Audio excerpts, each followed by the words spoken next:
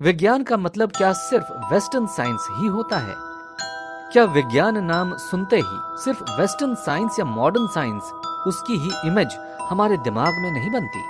इस इमेज के एक बार दिमाग में पनपने पर लाखों सवाल उठते हैं और उन सवालों के जवाब की तलाश में मैंने अभी कुछ दिनों पहले अपनी रिसर्च में देखा तो मुझे एक चौंकाने वाला मटेरियल मिला जो कि न्यूज़पेपर में ही था, जनसत्ता और पत्रिका के अखबार में, जिसमें नासा के सीनियर साइंटिस्ट ओम प्रकाश पाठक ने यह दावा किया है कि ग्रेविटी के लॉ न्यूटन के खुद के नहीं, बल्कि उसने इंडियन साइंस की एक बुक वैशेषिक सूत्र से लिया है, जिसके रचयिता महर्षि कणाद थे। और एक कमाल की बात क्या है, ये पता है कि 2007 में पब्लिश्ड मैनचेस्टर यूनिवर्सिटी का एक इंपॉर्टेंट शोध भी अब वायरल हो रहा है, जिसमें वो खुद एक्सेप्ट कर रहे हैं कि न्यूटन के लॉज से कई साल पहले केरल के इंडियन मैथमेटिशियंस यानी गणितज्ञों ने कैलकुलस की खोज कर ली थी। मैनचेस्टर की रिपोर्ट में पब्लिश्ड एक रिसर्च के हिसाब से केरल गणित महाविद्यालय ने न केवल कैलकुलस के ओरिजिनल सिद्धांत की उत्पत्ति की, अपितु पाई को लगभग 17 डेसिमल पॉइंट तक सही भी गिना। न्यूटन के रिसर्च पर शायद ही हम सवाल कर पाए, लेकिन आचार्य माधव और आचार्य नीलकंठ के योगदानों को भुलाना लगभग नामुमकिन है।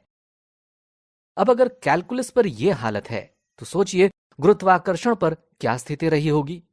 लेकिन हमारे मैक्सिमम सिद्धांतों को ऐसे ही आज के साइंटिस्ट्स ने तोड़ मरोड़ कर और अपने प्रोडक्ट के रूप में सजाकर दुनिया के सामने पेश किया है।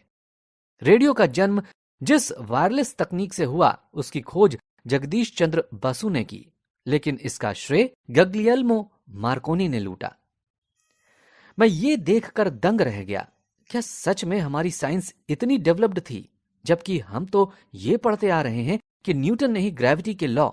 तो क्या इससे पहले लोगों को laws of motion and all subjects पता नहीं थे?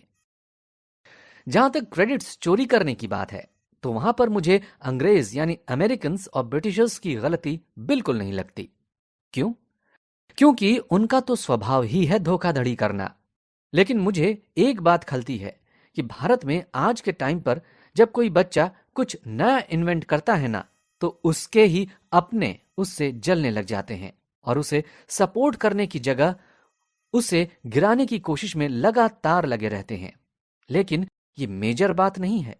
ध्यान देने वाली बात यह है कि इंडियन गवर्नमेंट भी भारतीय वैज्ञानिकों को इग्नोर कर देती है, जिसके चलते साइंटिस्ट्स वहीं पर जाना पसंद करते हैं जहां उनकी कदर हो, जिनमें एक एग्जाम्पल ओम प्रकाश पाठक जी भी हैं।